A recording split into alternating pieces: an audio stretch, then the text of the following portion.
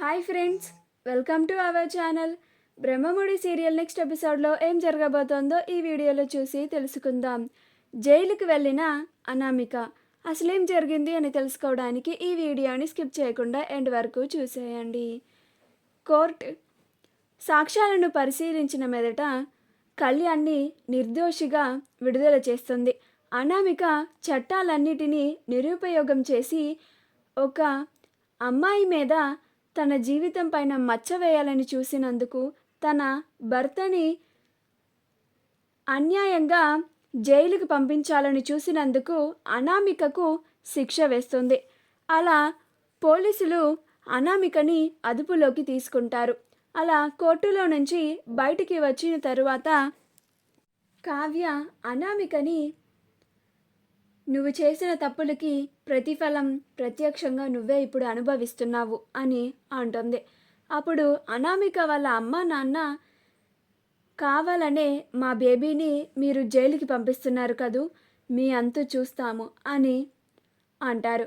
అప్పుడు ధాన్యలక్ష్మి మా కుటుంబంతో పెట్టుకుంటే ఇప్పుడేమైందో మీకే అర్థమైంది కదా, మళ్ళీ శపథాలు పలుకుతున్నారేంటి అని అంటుంది. అసలు కన్న తల్లిదండ్రులు మీకే సిగ్గులేదు, చేతులారా మీరే మీ కూతుర్ని ఇలా తయారు చేశారు, ముందు మీకు బుద్ధి ఉంటేనే కదా అని అంటుంది.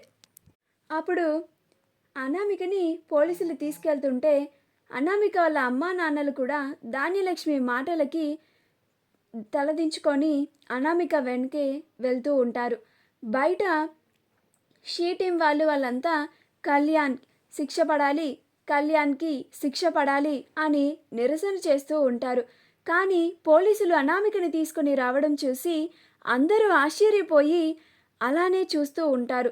మీడియా వాళ్ళు కూడా అనామికని పోలీసులు తీసుకెళ్తున్నారేంటి, కళ్యాణ్ని కదా తీసుకెళ్ళాలి అని ఆశ్చర్యంగా అనామికని తీసుకెళ్లడం చూసి వెంటనే మీడియా వాళ్ళు అనామిక దగ్గరికి వచ్చి, అదేంటి మేడం, మీరు జైలుకి వెళ్తున్నారేంటి, మీ భర్తని కదా పోలీసులు అరెస్ట్ చేయాలి అని అంటారు. అప్పుడు అనామిక ఏం మాట్లాడకుండా సైలెంట్గా ఉంటుంది. అప్పుడు అనామిక వాళ్ళ అమ్మా నాన్న, ప్లీజ్ మా అమ్మాయిని ఇబ్బంది పెట్టకండి అని అంటారు.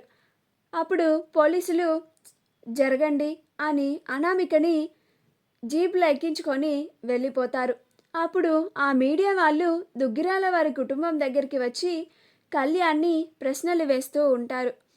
అప్పుడు ఆ మీడియా వారు, అదేంటి సార్, మీకు బదులుగా మీ ఆవిడ అనామికని పోలీసులు జైలుకి తీసుకెళ్తున్నారేమిటి అని అడుగుతారు. అప్పుడు కళ్యాణ్, నేను మీకు ముందుగానే స్టేట్మెంట్ ఇచ్చాను, న్యాయం నా వైపే ఉంది అని, అందుకే అనామికకి శిక్ష పడింది, అనామిక కావాలనే నా పైన ఆరోపణలన్నీ చేసింది అని అంటాడు. అప్పుడు ఆ మీడియా వాళ్ళు, మరి మీకు అప్పుకి మధ్యన ఉన్న సంబంధం గురించి ఏంటి సార్ అని అంటారు. అప్పుడు కళ్యాణ్, మీకు ఎన్నిసార్లు చెప్పాలండి, అప్పుకి నాకు మధ్యన ఉన్నది కేవలం స్నేహమే, మా మధ్యన ఇంకా వేరే ఎలాంటి సంబంధం లేదు అని అంటాడు. మేమిద్దరం మంచి స్నేహితులం, ఇప్పుడు నా భార్య ఎంత చెప్పినా వినకుండా ఇక్కడి వరకు తీసుకొచ్చి తీరా జైలుకి వెళ్తుంది అని అంటాడు. అప్పుడు ఆ మీడియా వాళ్ళు, ఇప్పుడు మీరు మీ ఆవిడని ఈ కేసు నుంచి విడిపిస్తారా, లేక శాశ్వతంగా ఆవిడకి విడాకులు ఇచ్చి దూరం చేసుకుంటారా అని అడిగితే అప్పుడు కళ్యాణ్, నేను మా ఆవిడకి విడాకులు ఇవ్వాలని నిర్ణయించుకున్నాను అని అంటాడు. అప్పుడు మీడియా వాళ్ళు, మీరు విడాకులు ఇస్తుంది అప్పు గారిని పెళ్లి చేసుకోవడానికే కదా సార్ అని అంటారు. అప్పుడు కళ్యాణ్, మీకు ఎన్నిసార్లు చెప్పాలండి, మా ఇద్దరి మధ్యన ఉన్నది కేవలం స్నేహమే అని అంటాడు. అప్పుడు మీడియా వారు, మరి మీ వైఫ్ అనామిక గారు ఆవిడని మీరు టార్చర్ చేస్తున్నారని కూడా అంది కదా సార్, ఆ మాట సంగతి ఏమిటి అని అంటారు. అప్పుడు కళ్యాణ్, నేను అనామికని ఎప్పుడూ కూడా ఇబ్బంది పెట్టలేదు, పైగా ఆవిడే నన్ను ఎంత ఇబ్బంది పెట్టినా సరే నేనే మౌనంగా వాటన్నిటిని భరిస్తూ ఇప్పటి వరకు వచ్చాను అని అంటాడు. అప్పుడు రాజ్, న్యాయమే గెలిచింది. నా తమ్ముడి పైన పడ్డ నిందలన్నీ తొలగిపోయాయి. నా తమ్ముడు ఇప్పుడు నిర్దోషిగా బయటికి వచ్చాడు. ఇప్పటి వరకు మీరు చేసిన తప్పుడు ప్రచారాలన్నిటినీ మళ్ళీ అసలు నిజమేంటో చెప్పి వాటిని మా తమ్ముడు ఎలాంటివాడో, అలాగే ఈ దుగ్గిరాల కుటుంబం ఎలాంటిదో అందరికీ తెలిసేలాగా చేయండి అని అంటాడు. అప్పుడు ఆ మీడియా వాళ్ళు అలాగే సార్ అని ఇప్పటి వరకు రికార్డ్ చేసిందంతా లైవ్లో టెలికాస్ట్ చేస్తూ ఉంటారు. అలాగే ఇప్పటి వరకు కళ్యాణ్ మీద చేసిన ఆరోపణలన్నీ అబద్ధం అని కూడా చెప్తూ ఉంటారు. అదంతా చూసి కనకం తన కూతురి పైన పడిన మచ్చ తొలగిపోయింది అని చాలా ఆనందంగా ఉంటుంది. ఆ తరువాత కనకం, కావ్య ఇంక మేము వెళ్ళొస్తాము అని చెప్తుంది. అప్పుడు కావ్య అలాగే అమ్మా అని అంటుంది. ఆ తరువాత కనకమూర్తిలు ఇద్దరు ధాన్యలక్ష్మి ప్రకాశం రాజులకు కూడా బాబు మేము ఇంకా వెళ్ళొస్తాము అని చెప్పి అక్కడి నుంచి వెళ్ళిపోతారు. దుగ్గిరాల కుటుంబం కూడా తిరిగి ఇంటికి వచ్చేస్తుంది. ఇంటికి వచ్చిన తరువాత ఇందిరాదేవి, అపర్ణ, సుభాష్లు కళ్యాణ్ని చూసి చాలా ఆనందిస్తూ ఉంటారు.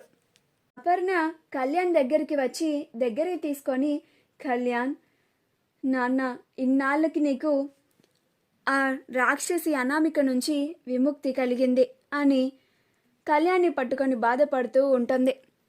అప్పుడు ఇందిరాదేవి ఈ ఇంటికి పట్టిన దరిద్రం వదిలింది, ఇక నుంచి ఈ ఇంట్లో అందరూ ప్రశాంతంగా ఉండొచ్చు అని అంటుంది. ఆ తరువాత అందరూ ఎవరి గదుల్లోకి వాళ్ళు వెళ్ళిపోతారు. అలా కావ్య తన గదికి వెళ్ళిపోయి తన రూమ్లో తన పని తాను చేసుకుంటూ ఉంటుంది. అప్పుడే రాజ్ వాళ్ళ గదిలోకి వస్తాడు. కావ్య చేసిన మంచి పనికి రాజ్ చాలా ఆనందంగా ఉంటాడు. చాలా గర్వంగా ఫీల్ అవుతూ ఉంటాడు. కావ్యకి ఎలాగైనా సరే థ్యాంక్స్ చెప్పాలి అనుకొని కావ్య మీద ఉన్న ప్రేమతో వెంటనే కావ్య దగ్గరికి వెళ్ళి కావ్యనెత్తుకొని తిప్పుతూ ఐ లవ్ యూ కళావతి అని అంటాడు. అప్పుడు Kavya Raj I love you చెప్పాడని హ్యాపీగా అలానే ఆశ్చర్యంగా చూస్తూ ఉంటుంది. మా వీడియో కనుక మీకు నచ్చినట్లయితే లైక్ చేయండి, షేర్ చేయండి, మా ఛానల్ని సబ్స్క్రైబ్ చేసుకోండి. పక్కనే ఉన్న బెల్ ఐకాన్ని క్లిక్ చేయడం మాత్రం మర్చిపోకండి.